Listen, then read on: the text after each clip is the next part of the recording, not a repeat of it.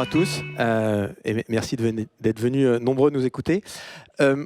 Aujourd'hui, justement, on voulait partager un peu comment l'État se met en ordre de bataille pour simplifier effectivement la vie des citoyens, la vie des agents, la vie des entreprises également, à travers ces initiatives et notamment la démarche Dites-le-nous une fois sur laquelle nous reviendrons. Pour effectivement la dynamique aujourd'hui qu'on rencontre, c'est ce qu'on a. C'est souvent des démarches avec de nombreuses pièces justificatives à mettre à partager, à remettre plusieurs fois, des nouvelles données à saisir, et de la même manière dans l'instruction, c'était le constat de départ. Et aujourd'hui, quand on constate, c'est que 80% des documents qui sont partagés et qui sont réutilisés, ils sont déjà en possession d'une administration ou d'une autre. Et donc le but, en fait, à travers ce qu'on va partager aujourd'hui, c'est voir comment on travaille collectivement entre ministères, entre administrations, avec les collectivités, pour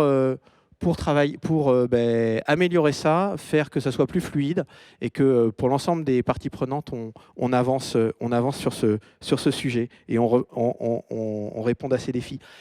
Peut-être pour commencer, je vais laisser la parole à Mathilde.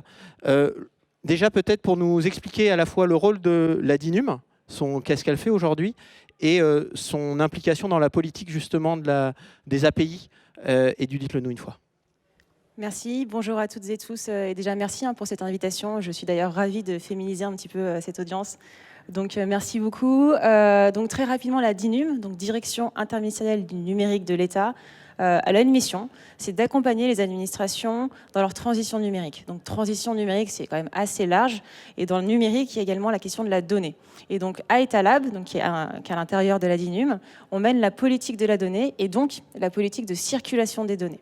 Pourquoi est-ce que c'est très important? Parce que comme tu l'as souligné, Simon, dans le cadre des démarches administratives, et je pense qu'on en fait tous ici aujourd'hui, globalement, c'est souvent un calvaire, c'est souvent pas franchement un super moment, et on se dit, bon, comment est-ce qu'on pourrait améliorer ça? Et on se rend compte, comme tu le disais, que finalement, quand vous faites une démarche administrative et qu'on vous demande une information, la plupart du temps, l'administration l'a déjà, ou une autre administration l'a déjà. Donc l'enjeu, c'est de faire parler les administrations entre elles. C'est que les données circulent entre les administrations pour qu'on n'aille plus au-devant de l'usager, mais que les administrations gèrent entre elles tout cet amas de données qui permet de simplifier les démarches. Et donc notre travail au quotidien, c'est de faire en sorte que l'ensemble des administrations parlent entre elles. Et pour ça, on a un moyen technique qui est très efficace, c'est les API. Je te remercie beaucoup. Et concrètement, aujourd'hui, on fait comment? On met ça en place comment au sein de la DINUM, opérationnellement, l'offre de service, etc. Alors, c'est une bonne question parce qu'il y a quand même un constat à faire dès maintenant, c'est que la maturité des administrations, c'est pas du tout la même en fonction des différents ministères, collectivités territoriales ou même opérateurs. On a des ministères qui sont très matures, par exemple la DGFiP, on a des ministères qui sont un peu moins matures. Donc notre but à la DINUM, c'est de proposer une offre de services et une offre de produits qui va accompagner tous ces acteurs. Donc cette offre de produits et de services, il y a 4 piliers. Et en fait, c'est un petit peu le cycle de vie de l'API, on va le voir. Le premier pilier, finalement, c'est d'aider les administrations à exposer leurs données via des API. Donc on a un accompagnement juridique, on a un accompagnement technique et puis organisationnel. Ensuite, la DINUM elle-même, elle opère des bouquets d'API, c'est-à-dire qu'elle va agréger un ensemble de données sur une thématique donnée. Ces données, elles sont produites par différents producteurs et ça va donc faire une espèce de package dans une API d'une donnée sur une thématique donnée. Je vais donner un exemple, l'API particulier ou l'API entreprise. Ce sont des API où on a un ensemble de données sur les particuliers ou sur les entreprises qui vont apporter différentes informations de différents producteurs de données. Donc par exemple pour l'API particulier, on a des données fiscales, on a des données sur l'emploi, des données sur la famille, etc. Donc ça c'est le premier pilier, exposer les données. Le deuxième pilier c'est rendre visibles les API. Visibles sur un portail qui s'appelle api.gouv qui permet de référencer l'ensemble des API publiques et donc pour les fournisseurs de services de pouvoir trouver les API publiques qui sont disponibles en open data, donc en accès libre ou en accès restreint. Donc ça, c'est le deuxième pilier. Le troisième pilier, c'est aider les administrations à s'entendre entre elles et donc à conventionner. Parce qu'évidemment, il y a certaines API qui ne sont pas éligibles à tous et il faut pouvoir prouver qu'on est en droit d'en connaître. Donc on a un outil qui s'appelle DataPass qui permet de conventionner entre les administrations directement en ligne grâce à un formulaire en ligne. Donc là, on a exposé, de rendre visible habiliter. Et le dernier pilier, c'est accompagner également les fournisseurs de services à utiliser ces API. Donc c'est une offre de services et de produits qui est assez transverse. Et enfin, au niveau interministériel, puisqu'on a beaucoup d'acteurs, la DINUM coordonne l'ensemble de ces acteurs pour proposer une doctrine, finalement, interministérielle sur la circulation des données. On a beaucoup parlé là ce matin avec Monsieur Latombe du lien aussi avec l'Europe. Quel est le lien avec justement les instances européennes et la politique européenne autour de ces sujets-là ? Bon, alors évidemment, on participe à toutes ces discussions en tant qu'acteur qui coordonne la politique de circulation des données. Et si on prend un petit peu de recul, alors c'est pas pour nous jeter des fleurs, mais on se rend compte que le principe de dites-le-nous une fois, donc c'est-à-dire que l'administration n'a pas le droit, entre guillemets, de redemander une information à un usager si elle la détient déjà pour certaines démarches administratives. Ce principe de dites-le-nous une fois, il vient inspirer la Commission européenne sur le principe de once only principle, où on a cette volonté justement de simplifier les démarches administratives en créant une offre de service et puis une offre technique également qui permet la circulation des données au niveau européen. Donc évidemment, c'est très complémentaire et ça s'inspire, à mon sens, du cadre français. Je te remercie. Et finalement, aujourd'hui, c'est quoi les résultats qu'on constate concrètement pour les citoyens et puis finalement les partenaires embarqués ? Voilà, d'un point de vue très pragmatique, trivial, on a quand même une augmentation très forte de non seulement l'exposition des données, des API, et également de la consommation de ces API. Donc si on regarde de manière très pragmatique API.gouv, entre janvier 2019 et juin 2022, on est passé de 20 API du service public référencé à 120. Donc on a vraiment une montée en maturité des différentes administrations sur le sujet de l'exposition des données, et de l'autre côté, une montée également en maturité sur la consommation pour simplifier les démarches administratives. Donc aujourd'hui, un exemple sur API entreprise, par mois, on a 5 millions d'appels à l'API. Ce qui veut dire que c'est 5 millions d'informations qui ne sont pas redemandées à l'usager et donc à l'entreprise. Et ça, c'est assez énorme. Justement, on parlait de ce déploiement au sein des différentes administrations. Dis-nous comment, à la DGFiP, vous déclinez cette politique, et où vous en êtes quelque part ? Très bien, merci pour la question. Donc l'accès aux données, c'est quand même quelque chose qui date bien avant, on va dire, le développement des API. On a notamment ouvert l'accès à certaines administrations dans le cadre, par exemple, de l'article 6 de la lutte contre la fraude et autres articles qui permettent de lever le secret fiscal dont nos données sont soumises. Donc voilà, quand même pour indiquer un petit peu que les données de la DGFiP sont soumises au secret fiscal et souvent à la protection des données personnelles. Depuis l'année 2021, donc on a créé une délégation à la transformation numérique dans le pôle données et le bras armé pour les sujets nominaux autour de la donnée, donc dans la partie gouvernance, donc on part de l'infrastructure à valorisation en passant par la gouvernance, et dans la circulation de données qui se manifeste donc de 3 manières. D'abord, un chantier vraiment de APIisation de notre propre SI, c'est difficile d'ouvrir les données si on n'est pas capable de faire circuler les données en interne déjà. Ensuite, l'ouverture via de l'open data. Aujourd'hui, c'est 68 jeux de données de la DGFiP qui sont en libre accès sur le portail qui est géré par la DINUM et plus de 6 millions de téléchargements de la ligne dernière et 11 API dont 2 concernent, je pense que vous concernent principalement aujourd'hui puisque les autres API sont plutôt réservés à des cas d'usage très particuliers.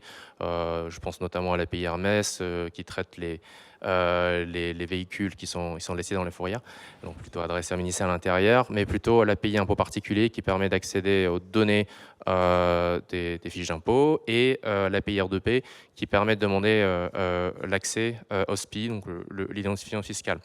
Mais dans des situations où il existe un fondement juridique qui permet de lever le secret fiscal.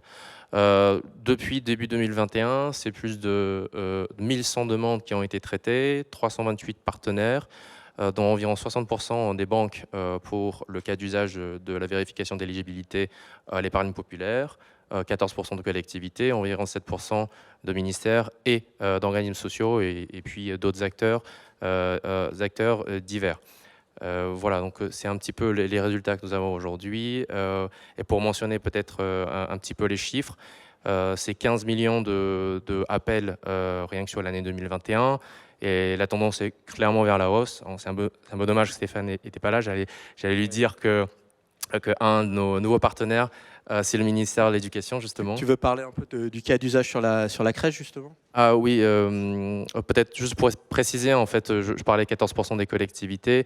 Dans le cadre du comité interministériel de la transformation publique, il y a eu 6 cas d'usage avec les collectivités où on a décidé voilà, de rédiger un texte qui permet de lever le secret fiscal dans ces cas-là.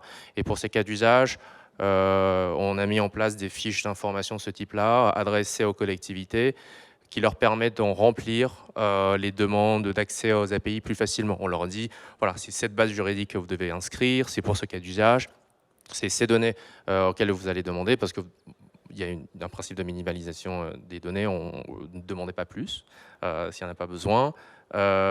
Et parmi les 6 cas d'usage, il y a l'appellation crèche. Donc pour ce cas d'usage, une collectivité peut saisir la DGFiP via l'utilisation de DataPass. On a été posé un DataPass, le DataPass demande un certain nombre d'informations, et là, toutes les informations se retrouvent sur cette fiche, et ils n'ont qu'à faire, vous n'avez plus qu'à faire un copier-coller dans le code du corps du formulaire. Je termine juste en disant que l'éducation est un de nos nouveaux partenaires cette année, notamment pour l'attribution des bourses aux étudiants. Et donc le premier test au mois de mai, c'était 1,2 million d'appels. Voilà, donc pour vous donner un petit peu un ordre de grandeur. On passe très vite à l'échelle, effectivement, dans les API, que ça soit notamment avec celle de la DGFiP. Justement, alors Stéphane n'est pas là, donc on avait prévu d'avoir aussi son œil sur ce qui se passe au ministère de l'Éducation. C'est juste, je vais faire très vite, mais pour vous montrer très rapidement qu'il a quelques API qui sont travaillées aussi au niveau de l'éducation. Beaucoup, effectivement, pour travailler sur les bourses, il faut les API sur les informations des étudiants. Il faut également les API qui vont permettre, on parle beaucoup dans GaiaX notamment, de la mise en place de data space. Donc il y a pas mal d'initiatives qui sont autour de comment créer des échanges publics-privés autour des informations sur les formations pour valider, par exemple, le fait que vous avez eu un diplôme officiellement et qu'on ne fasse pas énième fois la photocopie quand vous êtes pour demander une accréditation, enfin, lors de votre candidature chez un employeur ou pour aller dans une formation nécessitant des premières certifications. Donc c'est ce type de choses qui sont faites et sur laquelle on travaille énormément le ministère de l'Éducation et notamment s'investit dans ces écosystèmes publics-privés. Et ça s'inscrit clairement dans leur logique. Alors, j'irai pas dans le détail parce que Stéphane l'aurait décrit beaucoup mieux que moi, mais dans l'architecture de plateforme sur laquelle l'éducation, comme il y a quelques temps la santé s'est projetée, est en train de travailler pour s'ouvrir à la fois dans le partage interne entre tout l'écosystème de l'éducation au sein de l'écosystème public, mais également vers l'écosystème privé, à la fois sur les sujets de parcours, d'orientation, de certification, et être capable de partager autour de ces informations-là. D'ailleurs, une de mes questions, peut-être pour Mathilde, comment on travaille justement avec l'écosystème? Comment on travaille avec la dynamique à la fois dans la dynamique interministérielle et puis aussi avec les acteurs publics hors sphère ministérielle et plus largement privés finalement, parce qu'on y retrouve pas mal d'acteurs qui sont intéressés par les API de l'administration. Alors c'est une bonne question parce que comme on est la direction interministérielle du numérique, globalement on n'existe pas s'il n'y a pas d'autres acteurs autour de nous, puis on sert globalement à rien également si on n'a pas d'acteurs avec qui collaborer. Donc c'est vraiment le sens de notre travail au quotidien, c'est collaborer déjà avec les administrations pour les aider à exposer leurs API, pour les aider à les utiliser. Donc ça c'est notre travail au quotidien. On va travailler avec donc les différents ministères, avec les opérateurs, beaucoup avec les collectivités territoriales aussi, parce que si on prend un petit peu de recul et qu'on revient sur le terrain, les démarches administratives elles sont souvent aussi au niveau territorial. Les places en crèche, la tarification à la cantine, les transports. Donc il faut beaucoup accompagner ces acteurs-là. Donc là, on est sur de l'accompagnement opérationnel, juridique, technique et puis au niveau du produit. Et ensuite, il y a toute une réflexion, comme je disais, au niveau interministériel sur une doctrine qu'on a envie de mettre en place au niveau de la circulation des données. Parce qu'il y a plusieurs choix techniques, il y a plusieurs choix organisationnels en matière de gouvernance et aussi au niveau juridique sur lequel il faut se mettre d'accord pour avancer de manière cohérente entre les différentes parties. Parce que si on développe chacun de notre côté des outils techniques, des composants juridiques, etc., qui ne sont pas cohérents entre elles, à la fin, ça ne fonctionne plus. Donc on travaille tous les jours, depuis maintenant 2 ans, sur une doctrine interministérielle de circulation des données avec des bonnes pratiques qui sont proposées. Donc par exemple en matière de découvrabilité, en matière de documentation, en matière de gratuité. Et c'est là qu'on essaye d'être vraiment un coordinateur et un facilitateur aussi parce qu'on a, comme je disais, des acteurs qui sont plus matures et qui peuvent inspirer d'autres acteurs. Donc ça, c'est au niveau administration. Au niveau externe et donc privé, on travaille évidemment déjà avec les réutilisateurs de données qui sont exposés par API. Parce que comme je disais, on a des API qui sont restreintes, souvent l'administration, mais on a aussi des API qui sont publiques. Et ces données, c'est des données, des API qui sont beaucoup réutilisées. Je vous donne une API qui est un peu une API phare, c'est la base d'adresse nationale. Et l'API de géocodage de cette base d'adresse nationale, c'est 5 milliards d'appels, donc 5 milliards d'appels par mois. Donc c'est énorme. Et pour ça, on a besoin d'avoir des retours des acteurs privés sur la manière dont ça fonctionne. Est-ce que ça fonctionne bien? Est-ce que c'est de qualité? Comment est-ce qu'on peut faire évoluer l'offre? Et donc là, on a besoin d'avoir un dialogue constant avec ces acteurs pour comprendre comment ils utilisent les données et pour comprendre leurs besoins. Et toi, Sue, comment ça se passe justement au niveau du ministère lui-même? Parce que j'imagine qu'il y a quand même pas mal d'acteurs qui sont intéressés aux API dont on a parlé. Les autres acteurs publics qui sont intéressés par... Les acteurs, à la fois, comment tu travailles avec ton écosystème autour de ces sujets-là? Alors donc c'est en cours de construction, on tente des initiatives. Alors principalement pour l'instant autour de l'open data parce que on a moins de visibilité aussi sur les partenaires qui utilisent données qui sont en open data. Alors que bon pour les API, on sait quand même qui appelle à quel moment. Ça, je pense que ça vous étonne pas trop. Donc on a organisé un événement il y a 2 semaines autour de l'open data avec Persilab, avec le secrétaire général du ministère de l'économie, finance et de la relance et industrie numérique.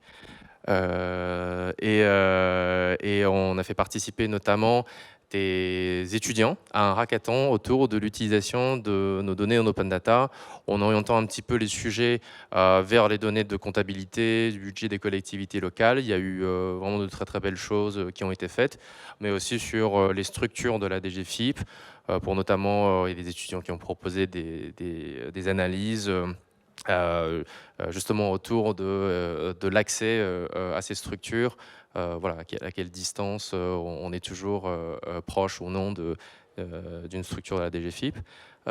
Et un échange de manière structurée avec nos, on va dire, grands secteurs de partenaires. Donc, si vous vous rappelez bien, j'ai parlé de 60% de nos partenaires qui sont des acteurs bancaires pour des raisons juridiques.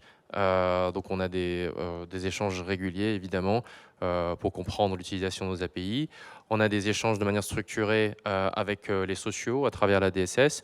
Voilà, ils ont un grand projet de gouvernance de données et on a des acteurs bien identifiés pour échanger sur ces sujets-là. Et puis je pense qu'on discute pas mal avec les collectivités, notamment à travers les éditeurs. Voilà, c'est à la fois important de discuter avec les collectivités et les éditeurs, je pense, qui sont les principaux utilisés par les collectivités. Et pourquoi pas, à terme, d'avoir un événement qui regroupe tout le monde. Mais pour l'instant, on a des initiatives un peu plus locales, secteur par secteur. Je te remercie. Et je vais passer à toi, Michel, parce qu'on t'a pas encore donné la parole. Déjà, peut-être en 2 mots, ce qui sera intéressant, c'est que tu nous présentes en 2 mots l'AIFE. Et justement, pour rebondir sur ce que disait Mathilde autour des plateformes, des politiques de données, parle-nous un peu de ce que met en place l'AIFE en interministériel sur ces dynamiques du dites-le-nous une fois et des API. Et juste un sujet technique, on a perdu le retour des slides, donc je ne sais pas si vous pouvez le remettre. Super, merci. Là, je passerai sur ce slide-là, c'est l'écosystème de l'éducation. Stéphane n'étant pas là, comme je l'ai dit, avançons. Bien, bonjour à tous. Alors pour ceux qui se poseraient les questions, je n'ai pas de lien de parenté avec Stéphane Trenel, qui devait intervenir pour l'éducation nationale. Je travaille au sein de l'AIFE, donc l'Agence pour l'informatique financière de l'État, qui est un service à compétence nationale qui dépend du ministère de l'économie, des finances et de la souveraineté industrielle et numérique. Donc une agence, ça signifie en fait qu'on a un budget propre et également en fait des agents qui opèrent en fait les systèmes d'information de l'AIFE. Alors l'AIFE en quelques chiffres, alors je ne vais pas tous vous les citer évidemment, mais c'est donc un certain nombre de SI, donc le SI Chorus qui est l'application qui gère la dépense, la comptabilité et les recettes non fiscales de l'État. Et autour de ce système, vous avez aujourd'hui un écosystème de 250 applications, majoritairement interministérielles, qui échangent des données sous différents formats, de l'EDI et de l'API de plus en plus, avec l'agence. Vous l'aurez également noté, alors aujourd'hui on parle beaucoup d'API, donc je vais me concentrer sur ce chiffre-là. L'AIFE, c'est aujourd'hui également une plateforme qui traite entre 20 et 30 millions d'appels API quotidiennement. Ces appels API étant majoritairement en fait, traités pour le compte d'un autre système d'information qui s'appelle Chorus Pro et qui concerne la facturation électronique à laquelle sont soumises en fait toutes les entités qui vont travailler pour le compte de l'État, donc qui vont émettre des factures pour le compte de l'État ou de collectivités. Donc c'est aujourd'hui effectivement un très grand volume d'appels API qui sont traités via cette plateforme qui a constitué finalement notre première expérience API au sein de l'agence. Ouais, justement, parle-nous de Piste. Raconte-nous cette initiative. Alors Piste, déjà, qu'est-ce que ça signifie? Donc c'est plateforme interministérielle de services pour la transformation de l'État. Donc l'idée était bien de créer en fait une plateforme pour, qui servent à publier des API pour l'usage de différentes administrations, outre celle de l'AIFE. Alors, cette plateforme, elle a une particularité, c'est qu'elle est complètement agnostique d'un point de vue métier. Nous, on ne traite pas un métier, on ne traite pas que le financier de l'État, on va traiter en fait tout un tas de métiers différents au travers des API qu'elle publie. Alors, je l'ai dit, en fait, dans le cadre de Chorus Pro, on a eu notre première expérience d'API. C'était quelque chose qui nous a été beaucoup demandé par l'Association des maires de France. Donc, lorsqu'en 2016, on a ouvert le système d'information Chorus Pro, il y avait une très forte demande pour que, outre le canal portail et le canal EDI, on ouvre un canal API qui permette de traiter l'ensemble des services proposés par la plateforme. Tout simplement parce que pour la majeure partie des collectivités, elles utilisaient des logiciels fournis par des éditeurs qui, eux, avaient déjà franchi le cap de l'API et qui travaillaient déjà sous cette forme-là. Donc effectivement, en 2016, on a lancé nos premiers services et on va dire qu'on a commis un certain nombre d'erreurs de jeunesse. On a eu besoin de faire un certain nombre d'ajustements sur la manière dont on avait pensé notre système. Et notamment, on avait pensé notre système comme étant un parcours dédié à la facturation électronique et dédié à des acteurs autour de la facturation électronique. Et on s'est aperçu que c'était un petit peu une erreur parce qu'on avait très rapidement d'autres systèmes d'information, notamment le document unique de marché européen, qui était un autre projet qui se lançait, qui avait besoin de publier des API et ça s'est révélé un petit peu difficile. Donc cette première contrainte-là, et puis une autre qui était de faire monter nos plateformes techniques. Donc on utilise des outils de Axway, donc on a eu besoin de faire finalement un petit rattrapage technologique sur nos plateformes. Ce qui a fait qu'en 2018, on s'est lancé dans la refonte finalement de notre plateforme avec une idée qui était de se dire on va construire une plateforme qui va être complètement ouverte et donc qui va avoir pour objectif de publier des API, quel que soit le fournisseur de services, et avec un même niveau de service, une offre de service qui soit valable pour tout le monde, pour tous ceux qui souhaiteraient publier les API. Donc c'est ce qu'on a fait. Donc Charité bien ordonnée commence par soi. On a commencé par publier nos API dessus, et puis on a été rejoint par un certain nombre de partenaires qui ont souhaité en fait pouvoir bénéficier des services, notamment la DILA, pour l'API, une API qui est bien connue, qui s'appelle Légifrance. Sur cette API, effectivement, sur cette première expérience en fait, d'une API assez conséquente, on a pu ensuite progresser et offrir de nouveaux services sur la plateforme. Et je précise que la plateforme, elle est homologuée sécurité, donc elle a suivi un processus d'homologation interministérielle dont le renouvellement a été assuré très récemment. Alors aujourd'hui, en quelques chiffres, c'est quoi la plateforme? Donc c'est plus de 9000 comptes qui sont créés donc, sur le portail. Le portail est public en piste.gouv.fr, donc tout le monde peut aller ouvrir un compte. Ce sont 10 000 applications. Alors la notion d'application, c'est vraiment une notion d'unité de consommation. Donc c'est quelque part une application, c'est un secret qui permet de consommer une API. Donc on a à peu près 10 000 applications qui sont créées aujourd'hui sur le portail qui permettent d'aller consommer une petite centaine d'API. On a environ 97 API qui sont publiées. Sur ces 97, il y en a à peu près entre 40 et 50 qui sont à l'usage propre de l'AIFE, soit des API en fait pour Piste elle-même, soit des API pour les autres systèmes d'information, Chorus, Chorus Pro, Odum. Les autres étant des API d'autres partenaires. Donc vous les voyez là. Donc on a aujourd'hui 10 partenaires actifs. Le dernier qui nous a rejoint, c'est la DGAFP. Pour le projet Mentor, et puis un autre partenaire qui est encore en genèse, on va dire, de sa première API, qui est la DGAC. Mentor, c'est l'application d'e-learning de toute l'administration pour tous les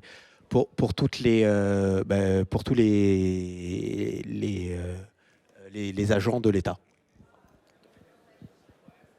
Peut-être juste opérationnellement, finalement, si je reviens à la page précédente, comment justement ça fonctionne opérationnellement entre les fournisseurs d'API, la délégation entre pistes et cette logique en fait de responsabilité? Alors effectivement, la logique de responsabilité qui est celle de Piste et qui est un peu notre positionnement en fait. Finalement, qu'est-ce qu'on peut apporter à quelqu'un qui veut produire des services ou qui veut en fait exposer des données via des API? Ce qu'on va lui proposer, c'est de se concentrer sur son cœur de métier. C'est-à-dire que finalement, l'objectif d'un service interministériel ou d'une agence qui devra être ouvert sur Internet ou pourquoi pas rester semi-privé, ce qu'on va proposer à ce fournisseur, c'est de se concentrer sur son métier, de concentrer toute son attention sur la production du service. Ensuite, nous, ce qu'on va assurer, ce sont tous les éléments autour, c'est-à-dire la publication dans un catalogue, la consommation qui sera faite par des utilisateurs au travers de leur inscription sur le portail, de la création d'applications, la sécurisation en fait de ces consommations, de ces inscriptions, l'authentification des consommateurs, et puis on va assurer également d'autres éléments qui vont être la traçabilité importante entre finalement la plateforme et le fournisseur. On a un gros avantage en fait en passant par la plateforme Piste, c'est qu'on va limiter du côté du fournisseur de données ses besoins en raccordement. Finalement, il ne connaîtra qu'un partenaire en raccordement qui sera Piste. Et ensuite, Piste va elle-même assurer finalement l'inscription, l'enrôlement et la consommation de tous les acteurs, et ce en toute autonomie, puisqu'en fait le portail il est basé vraiment sur un principe du self-service. C'est-à-dire que j'arrive sur api.gouv.fr, je me crée mon compte, je bénéficie immédiatement d'une application bac à sable qui va me permettre de tester l'une des API publiques qui figurent au catalogue. Et puis, si j'y suis autorisé, d'aller consommer d'autres API, si les producteurs de ces API m'ont donné autorisation en fait, pour aller utiliser leur service. Et peut-être, on parlait justement on parle beaucoup de data. Peut-être, ce qui je trouvais intéressant quand on a échangé, c'était de parler aussi d'API de services qui ont été promus et qui sont qui commencent à se diffuser largement dans l'administration. Oui, tout à fait. Alors effectivement, tu as raison, Simon, de le signaler. On parle beaucoup de data. Effectivement, donc quand je parlais des API Chorus ou Chorus Pro, ce sont effectivement des API de data. Nous, on a aussi pris finalement ce parti, d'un point de vue d'architecture, de proposer aussi des API de services. Alors, encore une fois, un peu à l'instar de ce que j'expliquais tout à l'heure avec la refonte de la plateforme en 2018, on a été soumis à une contrainte, comme beaucoup d'entités publiques, qui était l'impossibilité, de facto, de recourir à Google Recaptcha pour les raisons que vous connaissez, notamment les contraintes RGPD et la fuite des données qui sont collectées vers les États-Unis pour les utilisateurs de ce CAPTCHA.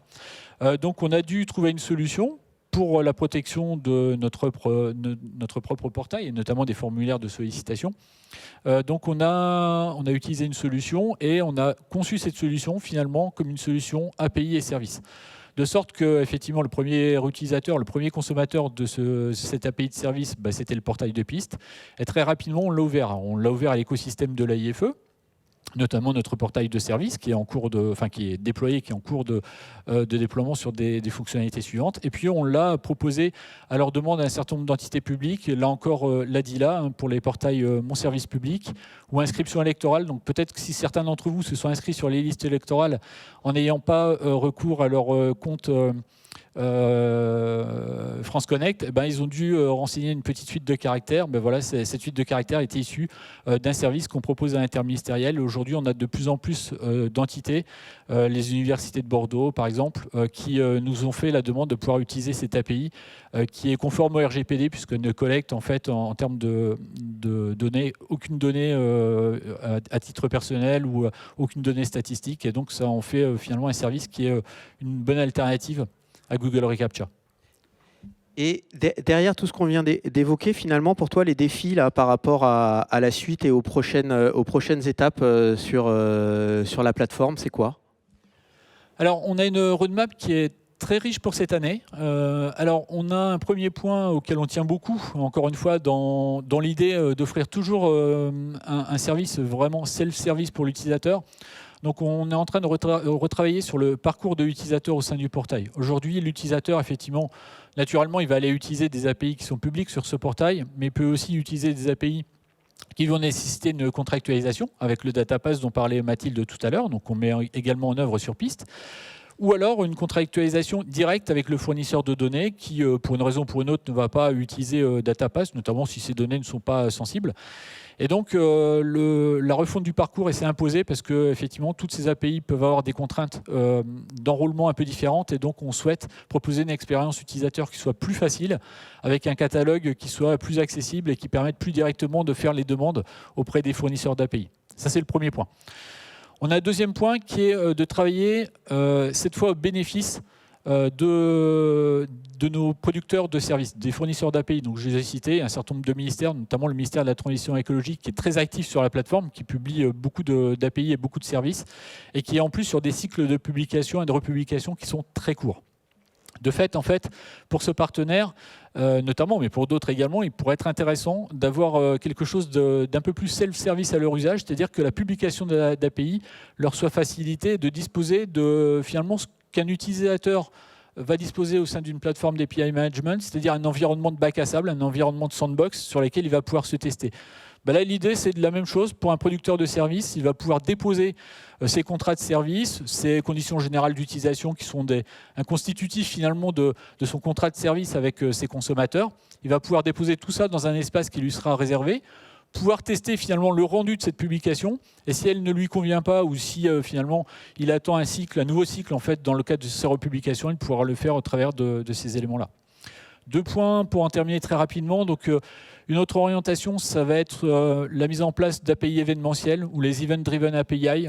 Alors ça, on en attend beaucoup parce que, donc j'en ai parlé, on a quand même un taux d'utilisation qui est assez important, 20-30 millions d'appels quotidiens sur la plateforme qui vont croissant, hein, donc, et qui vont être notablement augmentés parce qu'on offre de nouvelles API.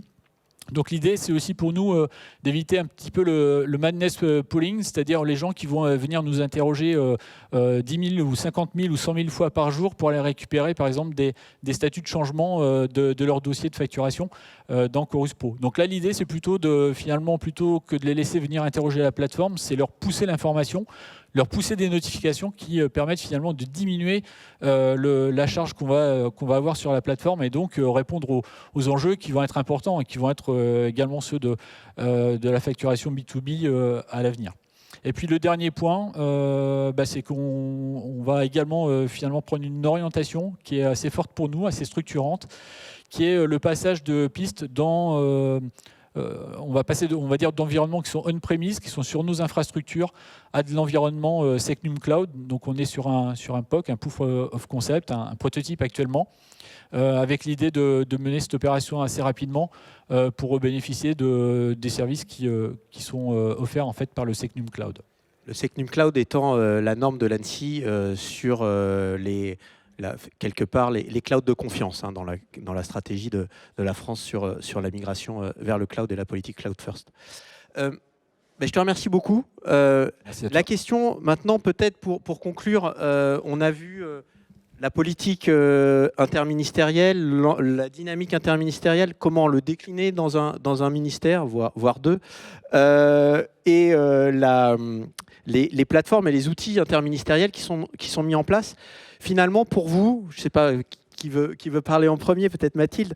Quelles sont les étapes de la suite, les enjeux, les défis qu'on a à relever pour la suite et pour continuer à accélérer dans cette dynamique? Alors, je reviendrai sur quelque chose que tu as dit, Sou, qui est hyper pertinent, c'est que finalement, l'API, c'est un moyen technique au service d'une fin. Et il faut rappeler que dans l'administration, on partage tous l'idée que le but du jeu, c'est d'améliorer l'action publique et d'améliorer le service aux usagers. Aujourd'hui, la circulation des données, ça permet de simplifier les démarches. Donc, on a un usager qui vient au-devant de l'administration, qui demande d'avoir accès à un certain droit, et l'administration va dialoguer entre elles pour donner ou pas ce droit. Donc il y a une circulation au sein de l'administration. Je pense que l'étape suivante, qui va venir dans les prochaines années, je l'espère, c'est qu'on inverse un petit peu cette dynamique et que ce soit plus l'usager qui vienne au devant de l'administration, mais l'administration qui vienne au devant de l'usager. Parce qu'avec toutes les données qu'on a au sein de l'administration, si on arrive à fluidifier la circulation, si on arrive à l'exploiter efficacement, je pense qu'il y a beaucoup de droits, beaucoup d'accès à certains droits qui pourraient être donnés automatiquement à l'usager sans que ce dernier ait besoin de venir au devant de l'administration. Et c'est vraiment, pour moi, à mon sens, un très significatif, c'est qu'il y a beaucoup de personnes qui ne sont même pas au courant qu'elles ont des droits et qu'elles peuvent accéder à ces droits. Donc le jour où on va au devant de ces usagers, le jour où on est proactif, je pense qu'on aura largement amélioré notre action. Oui, je pense qu'il y a un grand défi devant nous sur ça. Sou, au sein du ministère des Finances et plus particulièrement de la DGFiP, pour toi, c'est quoi les défis à venir et puis comment continuer cette simplification? Donc, en matière de perspective, je pense qu'il y a... Moi, je vais juste aborder 2 points. Premièrement, c'est cette histoire de API de service. Aujourd'hui, les API de la DGFiP sont quand même adressés à des, entre guillemets, des grossistes. Quand on s'adresse à l'éducation, c'est eux qui vont aller s'adresser à des centaines de milliers d'étudiants. Quand on s'adresse aux sociaux, pour l'octroi de droits sociaux, on s'adresse, ce sont les organismes sociaux qui vont s'adresser à leurs usagers, etc. etc.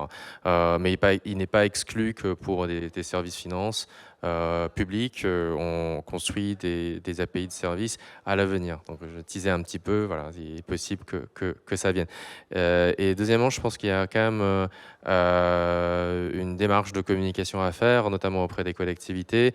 J'ai présenté 6 cas d'usage qui ont été arrêtés, et puis il y a d'autres cas d'usage pour lesquels les collectivités peuvent nous saisir, mais c'est loin d'être les premiers acteurs, simplement parce que je pense que ce n'est pas non plus appuyer sur un bouton d'avoir les données des API, et toutes les collectivités, c'est-à-dire la majorité, ne disposent pas forcément des compétences techniques pour le faire. Ils passent par des éditeurs, et donc le dialogue n'est pas forcément toujours très simple. Donc il y a un grand effort de sensibilisation aussi des acteurs des collectivités locales à ce propos-là.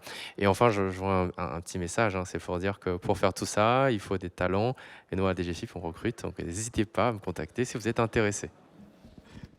Merci Sou, je crois que le message est passé. À la DINIM aussi. Voilà. Peut-être juste... Et je pense, juste pour rebondir, un dernier sujet que tu as évoqué, effectivement, pour aller plus loin, il y a vraiment des enjeux de passage à l'échelle au niveau des collectivités. On voit qu'il y a des initiatives en place avec la DINUM autour de sujets comme Mon France Connect, qui sont des vrais accélérateurs dans la dynamique du e-wallet européen dont on parlait encore ce matin. Donc je pense qu'il y a beaucoup encore de défis et de choses à faire dans et encore en ouverture avec les dynamiques aussi publiques-privées qu'on a évoquées. Encore merci à vous et donc au plaisir de partager avec l'ensemble de vous. Merci. Merci beaucoup.